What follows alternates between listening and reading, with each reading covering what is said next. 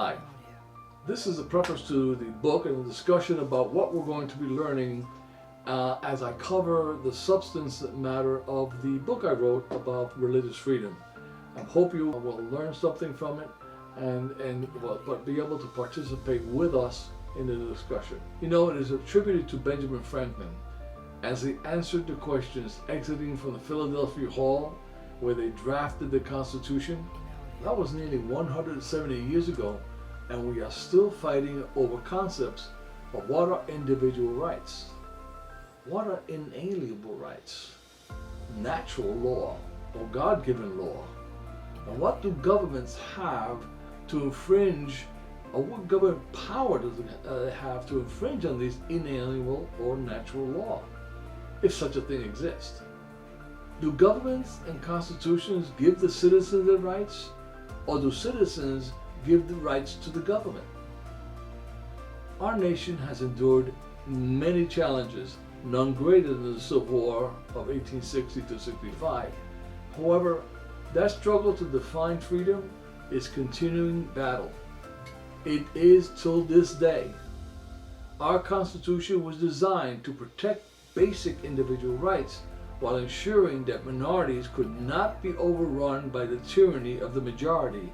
And I'm not talking about racial minorities, I'm talking about ideological minorities. People who think different than the majority, they must be protected from what they call, the founders, the tyranny of the majority. The First Amendment of the Constitution, protecting individuals from religious dominance, was a bedrock principle that all delegates at the Constitutional Convention understood needed to be included. All these men understood that religious freedom, that is, the manner in which each individual contemplated his devotion, was an essential element of that freedom. I think most Americans would continue to believe in this concept.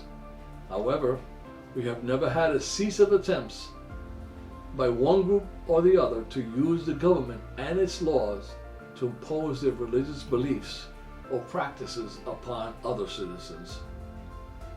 Religious right litigation is voluminous and extremely complex. The Supreme Court, through its decisions, has acknowledged that the guideposts that they have provided over the years have given the lower courts and legislators of this nation have been inconsistent and in need of constant clarification. We'll be covering several topics, including individual type cases, like what is stare decisis, a concept, what is a super president, what about rights to abortion and privacy, what is right to speech and offensive speech, do we have the right to hate speech, how about can religious organizations be supported, how far can religious organizations discriminate against others? And of course, the question is, how far is our nation a secular nation or is it a Christian nation? Can we use state tax dollars to support religious schools? I'm going to end this series of lectures with the question of, do we have the right to die? Or, inversely say, does the government have a right to interfere with my right to end my life if that's what my choice is? I hope you enjoy these conversations, and that if you enjoy, you'll subscribe and join our group. This is Reverend Tony Suarez.